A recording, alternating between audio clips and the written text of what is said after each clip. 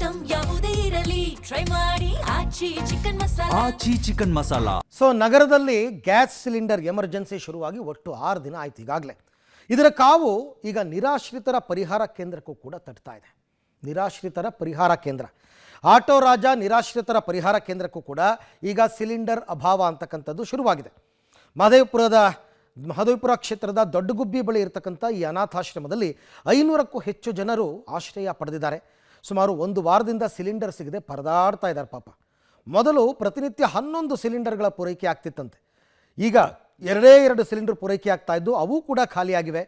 ಹಾಗಾಗಿ ಸೌದೆ ಖರೀದಿಸಿ ಊಟದ ವ್ಯವಸ್ಥೆಯನ್ನು ಮಾಡ್ತಾ ಇದ್ದಾರೆ.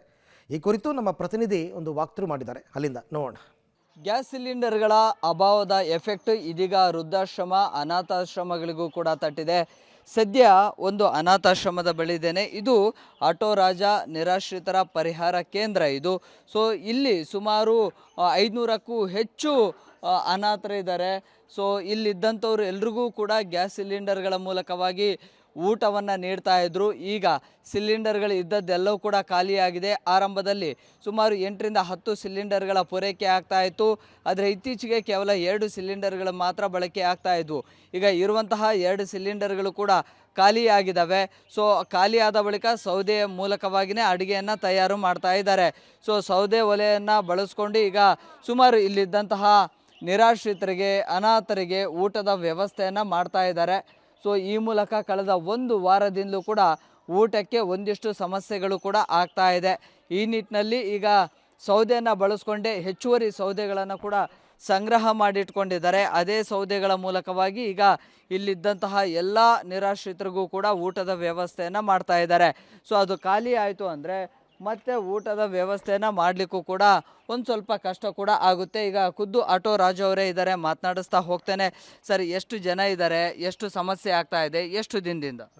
ಅಣ್ಣ, ಇದು ಸುಮಾರು 1 ವಾರದಿಂದ ಜಾಸ್ತಿ ಇದು ಪ್ರಾಬ್ಲಮ್ ಆಗುತ್ತದೆ. ಇಲ್ಲಿ ನಮ್ಮಲ್ಲಿ ಸುಮಾರು 1000 ಜನ ಇದ್ದಾರೆ. 1000 ಜನಕ್ಕೆ 3 ಹೊತ್ತು ಊಟ ಅಡುಗೆ ಮಾಡಬೇಕು. ಒಂದು ಹೊತ್ತು ಊಟಕ್ಕೆ 110 kg, ಒಂದು ದಿನಕ್ಕೆ 330 kg ಅಕ್ಕಿ ಬೇಯಿಸಬೇಕು. ಅದೇ ಥರ ತರಕಾರಿ ಹತ್ರ 200 kg ತರಕಾರಿ ಬೇಯಿಸಬೇಕು. ಕನಿಷ್ಠ ತಿಂಗಳಿಗೆ 10 ಟನ್ ಅಕ್ಕಿ ನಾವು ಬೇಯಿಸಬೇಕು. ಯಾವುದು ನಮಗೆ 10 ಸಿಲಿಂಡರ್ ಕೊಡ್ತಾಯಿದ್ರು, ಈಗ 10 ಸಿಲಿಂಡರ್ ಸ್ಟಾಪ್ ಆಗಿದೆ. ಬೇರೆ 3 ಸಿಲಿಂಡರ್ ಕೊಡ್ತಾರೆ, ಅದು ಕೂಡ ಸರಿಯಾಗಿ ಟೈಮಲ್ಲಿ ನಮಗೆ ಸಿಕ್ಕೋದಿಲ್ಲ. ಈ 3 ಸಿಲಿಂಡರ್ ಎತ್ಕೊಂಡು ನಾವು 1000 ಜನಕ್ಕೆ ಅಡುಗೆ ಮಾಡೋದು ತುಂಬ ಕಷ್ಟ. ಆದ್ದರಿಂದ ನಾವು ಸೌದೆ ತಗೊಂಡು ಬಂದು ಹೊಡೆದೇ ನಾವು ಇಲ್ಲಿ ಅಡುಗೆ ಮಾಡ್ತಾಯಿದ್ದೀವಿ. ತುಂಬ ಕಷ್ಟ. ಹೊಗೆ, ಆ ಬಿಲ್ಡಿಂಗ್ 1 ಲಕ್ಷ ಕೊಟ್ಟು ಕಿಚನ್ ಇದು ಪೇಂಟ್ ಮಾಡಿದೆ, ಫುಲ್ ಈಗ ಕಪ್ ಕಲರ್ ಆಗಿಬಿಡ್ತು. ತುಂಬ ಈಗ ಇಲ್ಲಿರುವಂಥವ್ರಿಗೆ ಈಗ ಸೌದೆ ಮೂಲಕವಾಗಿಯೇ ಊಟ ವ್ಯವಸ್ಥೆ ಆಗ್ತಾ ಇದೆ. ಸಿಲಿಂಡರ್ಗಳು ಖಾಲಿ ಆಗಿದ್ದಾವೆ. ಸೊ ಇದನ್ನು ಹೆಂಗೆ ಮ್ಯಾನೇಜ್ ಮಾಡ್ತಾಯಿದ್ರಿ? ಹೆಚ್ಚುವರಿ ಸೌದೆ ತರುವಂಥದ್ದು ಅಥವಾ ಅದು ಮುಗಿದ ಮೇಲೆ ಏನು ನೆಕ್ಸ್ಟು? ಇಲ್ಲ, ನಾನು ಅಲ್ಲಿ ನಮ್ಮ ದಾನಿಗಳ ಹತ್ರ ನಾನು ಕೇಳ್ತಾ ಇದ್ದೀನಿ. ಅವರು ಮನೆ ಮುಂದೆ ಮರ ಒಣಗೋಯ್ತಾರೆ, ಅವ್ರು ಕರೀತಾರೆ, ಇಮ್ಮಿಡಿಯೇಟಾಗಿ ನಾವು ಕಟ್ ಮಾಡ್ಕೊಂಡು ಬರ್ತೀವಿ. ಇನ್ನೊಂದು, ನಾವು ಯಾವುದನ್ನ ಹಸುವಾಗಿರೋ ಮರ ಕಟ್ ಮಾಡಿದ್ರೆ ಫಾರೆಸ್ಟ್ ಡಿಪಾರ್ಟ್ಮೆಂಟ್ದು ಪ್ರಾಬ್ಲಮ್.